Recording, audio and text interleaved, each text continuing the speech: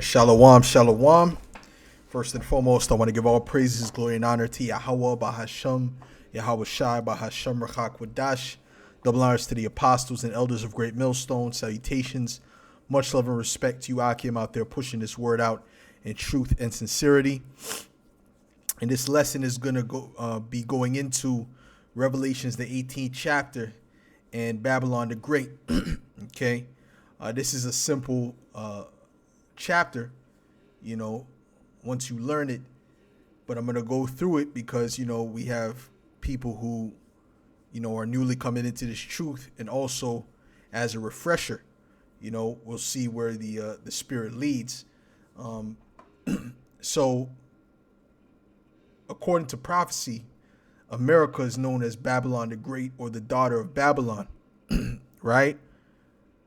It's not Babylon, the ancient Babylon, right? But it's the new Babylon spiritually. Okay. And what's going to happen, according to prophecy, is that this Babylon is going to be completely destroyed and never inhabited again, which that does not fit the ancient Babylon. The ancient Babylon is being inhabited right now, and it's in the region of Iraq. As a matter of fact, we can look up the population of Iraq, because that's where ancient Babylon was.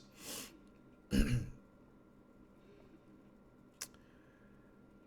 we're going to look up the population to prove that there's still people living there, which is contrary to prophecy. And you're going to see that once we go through some of these precepts, Lord willing. It's going to take it so long for this thing to load up, man. Let's do this.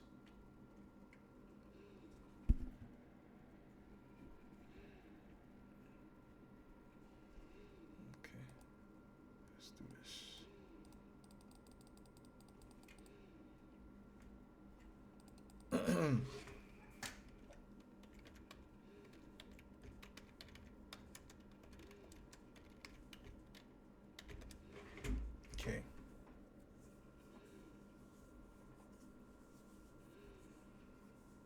The population of Iraq right now, right? Or if this was a census taken in 2022, it was 44,496,122 people. Okay? So there's a whole lot of people in Iraq, also known as ancient Babylon. So we're going to go into these prophecies to show you that it can't be speaking about, the ancient Babylon, but must be speaking about a new Babylon. And I want to start off by reading Revelations, the 18th chapter, the first verse. It said, "And after these things I saw another angel come down from heaven, having great power, and the earth was lightened with his glory. And he cried mightily with a strong voice, saying, Babylon the Great is fallen, and is become the habitation of devils, and the hold of every foul spirit, and the cage of every unclean and hateful bird." Now that's dealing with actual physical birds and animals, which are desert creatures. For example, the vultures, different types of birds that are desert creatures, vultures and other things. I don't know all the names of them. You could look them up, right? But there's a reason why, right? It says the habitation of devils, going into these spirits, these evil spirits, right? Because when you go to the desert, there's spirits in the desert. There's a lot of demonic spirits which make you to see mirages, make you to see things that are not there. You hear voices. Okay, that's what goes on in the desert. Ask people who have been to the desert, right? And that's what's going to happen to Babylon the Great once it's destroyed and the smoke clears after many, many years. Right? It says, "For all nations have drunk, Salakia, for all nations have drunk of the wine of the wrath of her fornication. And the kings of the earth have committed fornication with her." Right? Meaning these other nations, right? They've partaken of the wine of Babylon, the wickedness of Babylon. Okay? the witchcraft, the sorcery, the lies, the deception, the corruption of Babylon. Okay? It says, and the kings of the earth have committed fornication with her, and the merchants of the earth are waxed rich through the abundance of her delicacies. And every nation gets rich off of America. Okay? And I heard another voice from heaven saying, come out of her, my people, that ye be not partakers of her sins, and that ye receive not of her plagues. At this same time, the Lord is going to deliver the elect into the chariot. Okay? So that they don't feel of that nuclear fire. But the ones of them that are not of the elect, that are on the soils of America, they will be burnt in that nuclear fire. Okay? They will melt. It says, for her sins have reached unto heaven, and the Most High hath remembered her iniquities. Reward her even as she rewarded you, and double unto her according to her works. And the cup which she hath filled, fill to her double. How much she hath glorified herself and lived deliciously, so much torment and sorrow give her. For she saith in her heart, I sit a queen and am no widow, and shall see no sorrow. Therefore shall her plagues come in one day, death and mourning and famine, and she shall be utterly burned with fire. For strong is the Lord power who judgeth her. So America's going to be burnt with fire. Okay? Let's go to Joel. Joel, the 2nd chapter. And we'll read from the, as a matter of fact, we'll read from the 2nd verse. It says, a day of darkness and gloominess, a day of clouds and thick darkness, as the morning spread upon the mountains, a great people and a strong. Now, this is not speaking about actual people. This is speaking about nuclear missiles. Okay, it's going to be moving like a great people with force. You know, certain scriptures, it describes them as horsemen. Okay, as horse, you know. You see? It says, there hath not been ever the like, neither shall be any more after it, even to the years of many generations. A fire devoureth before them, right? And a flame, and behind them a flame burneth, right? So you gotta think about it. The fire that's coming from the nuclear missiles is gonna devour. Okay, it's gonna destroy. It's gonna right, and then before them is gonna be what? It says, and the land is as the Garden of Eden before them, meaning what? You can see the greenery, you can see a park, maybe you can see, trees and different things that have not been yet hit by that nuclear fire, that nuclear wind, right? And behind them, a desolate wilderness, but that wind is rushing through, okay, and destroying everything in its path. You have to visualize it. Yea, and nothing shall escape them. The appearance of them is as the appearance of horses. See, so it called them as men at first, and now it's describing them as horses. These are speaking of the nuclear missiles, representing their power. And as horsemen, so shall they run. Like the noise of chariots on the tops of mountains, shall they leap. Like the noise of a flame of fire that devoureth the stubble, as a strong people set in battle array before their face, the people shall be much pained. All faces shall gather blackness.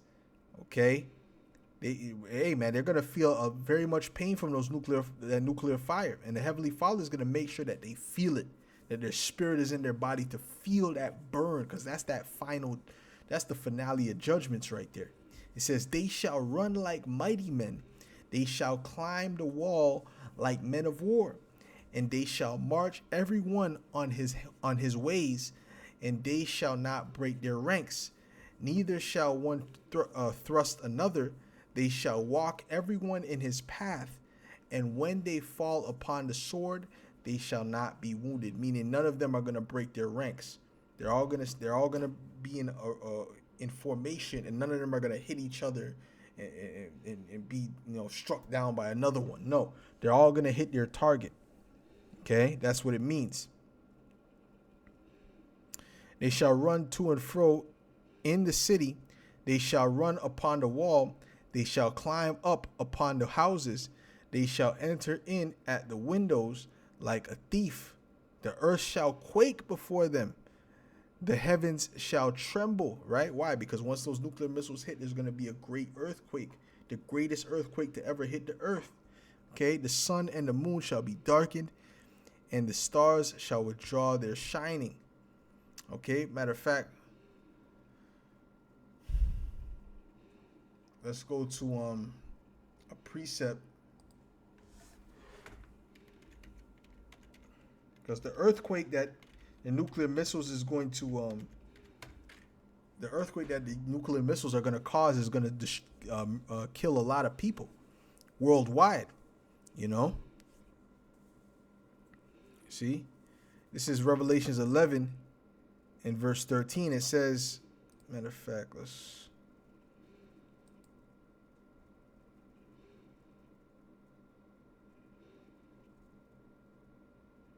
and they heard a great voice from heaven. This is verse 12, actually. It says, and they heard a great voice from heaven saying unto them, come up hither. And they ascended up to heaven in a cloud, and their enemies beheld them. Yeah, so the elect is going to be beamed up into that ship. The same thing as Revelations, the 18th chapter. And the same hour was there a great earthquake. And then when those nuclear missiles hit, that great earthquake is going to come. And the 10th part of the city fell. And in the earthquake were slain, what city? The city of America, Babylon the Great. Okay, and in the city, in the earthquake were slain of men 7,000, which this is not an exact number. This represents a large, complete number of men. Okay, and women and children are going to be destroyed. And the remnant were affrighted and gave glory to the Most High of heaven, power of heaven. Okay. It says the second woe is past, and behold, the third woe cometh quickly. The third woe represents what? World War III, which this is when the nuclear missiles are going to be shot off, and Babylon the Great is going to be destroyed. Okay? So it's all biblical prophecy, man. It's just the fact of you understanding what the prophecies are saying. Okay? It says this is Jeremiah 51 in verse 1. It says, thus saith Yahweh, behold, I will raise up against Babylon and against them that dwell in the midst of them that rise up against me a destroying wind. We just read about the destroying wind. That destroying wind is the nuclear fire. Right? Let's type in nuclear wind. See if we can get some some images.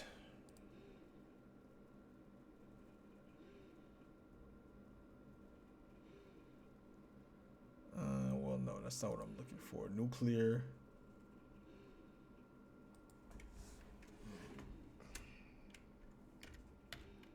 missile wind, I guess. Let's see. It says the blast wind at sea level may exceed 1,000 kilometers per hour, approaching the sound effects of nuclear explosions. Okay, so it says the blast wind at sea level may exceed 1,000 kilometers per hour, or 300 miles per second. Right? It says, I don't know if that's 300 miles per second, but this is 1,000 kilometers per hour, approaching the speed of sound in air, right? So so after it hits, the wind is coming right behind it. After you see that boom, the explosion, the wind is coming right behind it. Okay, approaching the speed of sound in air, the range for blast effects increases with the explosive yield of the weapon, and also depends on the burst altitude. Okay, so when you have that large nuclear missile, those multitudes of nuclear missiles, right? You're gonna have you're gonna have a very large wind blast. Okay, that's gonna reach very far, you know, and it's gonna destroy everything in its path. Now that's that wind that it's talking about. When you read here, it says, "Thus saith the Yahweh: Behold, I will raise up against Babylon, and against them that dwell in the midst of them that rise up against me, a destroying wind, and will send unto Babylon fanners that shall fan her, and shall empty her land. For in the day of trouble they shall be against her round about." Right, those are those enemies. Okay, those enemies. What the BRICS nations, right? But eventually, right, the EU nations, right, the so-called allies of America, are going to turn on them. That's also biblical prophecy. Okay. It says, against him that bendeth, let the archer bend his bow, and against him that lifteth himself up in his brigandine, and spare ye not her young men, destroy ye utterly all her hosts.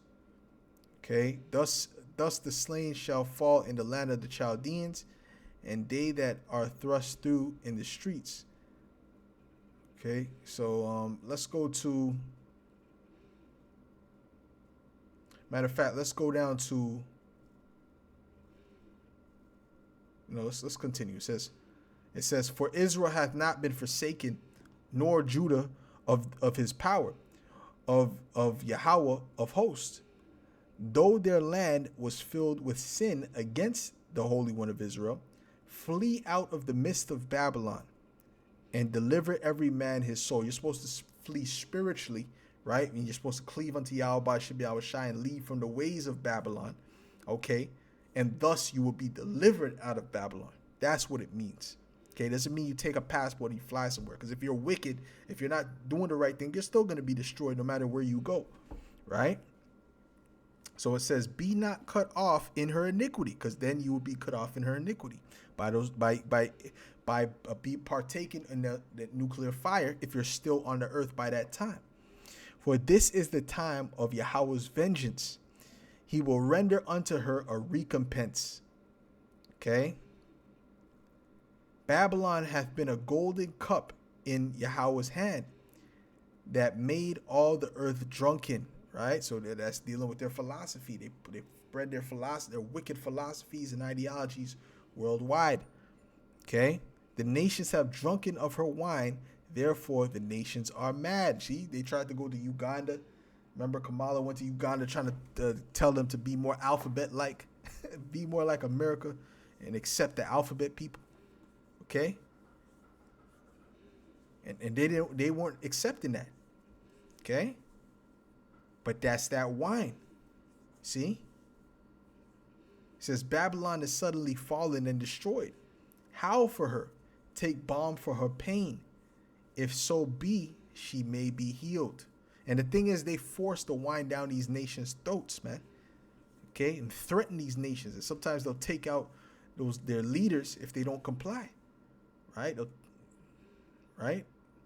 Not sometimes, but a lot of times they'll take out those leaders if they don't comply. And put up their own puppet leaders so that they can drink down the wine and give it to the people. Okay, the scriptures say, "Woe to him that giveth his neighbor drink," man. That he can look on his nakedness. That's what Esau has done. Right? It says, Babylon is suddenly fallen and destroyed. Howl for her, take balm for her pain. If so, she may be healed.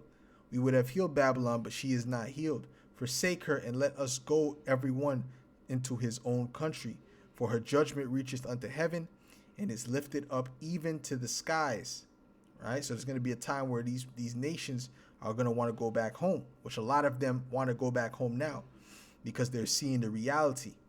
All right. It says, well, even a lot of those Venezuelans that came down, they said, I was better off in my country.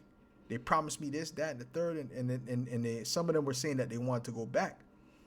Right? Yahweh hath brought forth our righteousness. Come and let us declare in Zion the work of Yahweh our power. Let's go to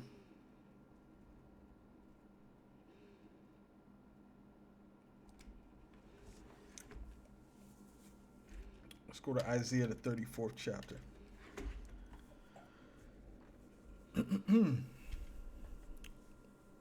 Now, this is all speaking about America, man. This is Isaiah 34 and 1. It says, "Come near, ye nations, to hear, and hearken, ye people. Let the earth hear, and all that is therein, the world and all things that come forth of it. For the indignation of Yahweh is upon all nations, and his fury upon all their armies. He hath utterly destroyed them, he hath delivered them to the slaughter. Their slain also shall be cast out, and their stink shall come up out of their carcasses. And the mountains shall be melted with their blood, and all the host of heaven shall be dissolved." What's going to dissolve and melt the host of heaven? Right? To dissolve something is melted. What is going to melt all the everything that you see? Including the buildings, including the brick, including the trees. It's not a regular fire that can do that. A fire burns. It usually burns. But something, when it comes to trees and buildings, it burns them, right? When you see a building get caught on fire, it doesn't end up like the World Trade Centers, okay? It's just burnt, but it's still standing. This is going to melt all the elements, okay? And the heavens shall be rolled together as a scroll, and all their host shall fall down, as the leaf falleth off from the vine, and as a falling fig from the fig tree. For my sword shall be bathed in heaven. Behold, it shall. What's that sword? That's speaking about the nuclear missiles going into the outer atmosphere, okay, and coming back down, right? Behold, it shall come down upon Idumea. This is another way of saying the Edomites, because the Edomites are in rulership and they're ruling Babylon, right? Another name for the Edomites is the daughter of Babylon. That's a spiritual nickname. And upon the people of my curse the judgment, which are the Edomites. The sword of Yahweh, which I'm going to show you that real quick, actually. Let's go to Psalms 137. It clearly states that the Edomites are the daughter of Babylon, man. Right? Which this was like a proverb / nickname, because they were all kissing the Babylonians' ass, man. This is Psalms 137 and 7. It says, "Remember, O Yahweh, the children of Edom in the day of Jerusalem, who said, race it, meaning to destroy it, even to the foundation thereof. O daughter of Babylon, who art to be destroyed." And then he's speaking about the Edomites, right? Calling them the daughter of Babylon, who art to be destroyed. "Happy shall he be that rewarded thee as thou hast served us. Happy shall he be that taketh and dasheth thy little ones against the stone." So Edom is synonymous with Babylon. Okay? See, vocab doesn't want to deal with that, but that's the facts. Okay? You can't disassociate Edom from Babylon. And what proves that, well, I'm going to show you, there's a couple things that prove that. Let me start with this. This is Isaiah 47 and 1. It says, "Come down and sit in the dust, O virgin daughter of Babylon." And by the way, the word Babylon means confusion, right? America is filled with nothing but confusion. Okay? Time you could tell a 5-year-old boy he's a girl, you already know. It says, "Sit on the ground, there is no throne, O daughter of the Chaldeans. For thou shalt no more be called tender and delicate." You Edomites are being brought down, and Babylon the Great is being brought down. It's not the same level as it used to be. They're not looking at you as Superman. They're not looking at you as the heroes of democracy and all this nonsense. They're looking at you for the devils that you are now. Okay? It says, right? You're being revealed every day, right? Look at the small hats out there, man. What they're doing to the Stinians. People can see that. The world has seen a lot since that October event. Okay? "Take the millstone and grind mill. Uncover thy locks, make bare the leg, uncover the thigh, pass over the rivers. Thy nakedness shall be uncovered, yea, thy shame shall be seen," and it's being seen every day. "I will take vengeance, and I will not meet thee as a man. As for our Redeemer, the Lord of hosts is his name, the Holy One of Israel. Sit thou silent and get thee into darkness, O daughter of the Chaldeans. but thou shalt no more be called the Lady of Kingdoms. Right? Because America was that the place to be at one time. It was, people thought it was paved with gold, man. I want to get to America, to New York. They thought of it as this golden city. Right? It's lost its luster. Okay? It says, I was wroth with my people. I have polluted mine inheritance and given them into thine hand. Thou didst shew them no mercy. Upon the ancient hast thou very heavily laid thy yoke. Yeah, and you Edomites are going to have to pay for that. Okay, for not showing any mercy. And thou sayest, I shall sit a lady forever. So that thou didst not lay these things to thy heart, neither didst remember the latter end of it. Therefore hear now this, thou that art given to pleasures, that dwellest carelessly, that saith in thine heart, I am, and none else beside me. I shall not sit as a widow, neither shall I know the loss of children. But these two things shall come to thee in a moment, come to thee in a moment, in one day, the loss of children and widowhood. Is this not what was read in Revelations, the 18th chapter? That this will come to you in one day, the loss of children and widowhood. I believe it said 1 hour. Yes, because it's the same thing, and it's and how you can clearly see how you can tie this to Edom as well. Okay, Edom and Babylon is synonymous. I'm going to show you another scripture that clearly illustrates that. 2 other scriptures, right? They shall come upon thee in their perfection for the multitude of thy sorceries and for the great abundance of thine enchantment. So the judgment is going to come upon you for all this wickedness that you have been doing, man. Okay? For thou hast trusted in thy wickedness. Thou hast said, none seeth me. Thy wisdom and thy knowledge, it hath perverted thee. And thou hast said in thine heart, I am, and none else beside me. That's them Edomites, man. That's that proud spirit, you know? Oh, no one could take down the American military. Yeah, Esau still talks like that to this day, right? They're proud.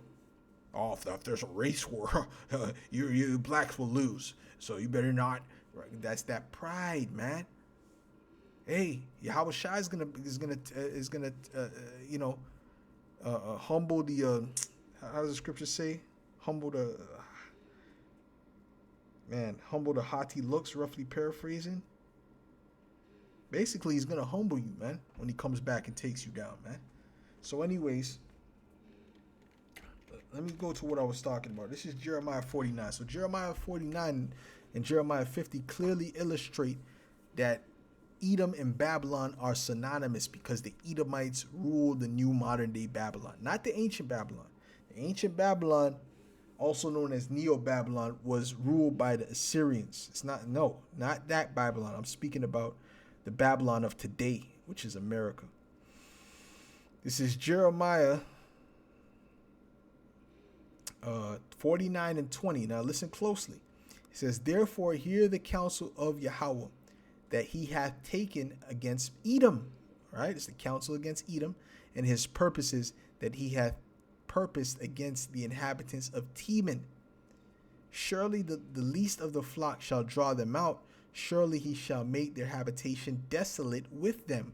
Who's the least of the flock? Who's the least of these Edomites? The small hats, right? Right, the wish people out there doing what they're doing to the Stinians in the so-called Middle East. You already know what it is, okay? They're gonna draw the Edom, meaning and it's really speaking about America. The Edomites that rule America, they're gonna draw them into war, and they're gonna make their habitation desolate with them, meaning America's gonna be destroyed, and that land is gonna be destroyed, but it's gonna be built back up when the Lord brings the true Israelites back in that land. Okay, now let's go to Jeremiah 50 and verse 40, and it's going to have the same wording, except it's just going to switch up the names. This is Jeremiah 50 and verse 45, actually. I think 45, it says, therefore hear ye the counsel of Yahweh, that he hath taken against Babylon. Right, so instead of saying Edom, it says against Babylon. And his purposes that he hath purposed against the land of the Chaldeans. What does Edom have to do with Babylon? It's talking about the modern day Babylon. Surely the least of the flock shall draw them out. Surely he shall make their habitation desolate with them. Okay? So the bottom line is Babylon is going to be destroyed and the Edomites rule Babylon. Okay? And what's Babylon? America. Okay? If you have the spiritual eyes to see, you will be able to understand and see it. Now let's finish this up. This is Isaiah 34:5. It says, "For my sword shall be bathed in heaven. Behold, it shall come down upon Idumea and upon the people of my curse to judgment. The sword of the Lord is filled with blood. It is made fat with the fatness, and with the blood of lambs and goats, with the fat of the kidneys of rams. For Yahweh hath a sacrifice in Basra," which is the main city in Edom is Basra, okay, in ancient Edom. But this is speaking about America. "And a great slaughter in the land of Idumea," speaking of America. Okay, you see, because it's a sacrifice. It said it was a sacrifice. What is it going to do? It's going to be as a propitiation, just like Yahweh Shai is the propitiation for our sins. This is going to be the propitiation for the sins of Babylon. It's going to be completely destroyed. All right, point blank, period. So with that, Lord willing, this was edifying to the elect, and I'll say shalom.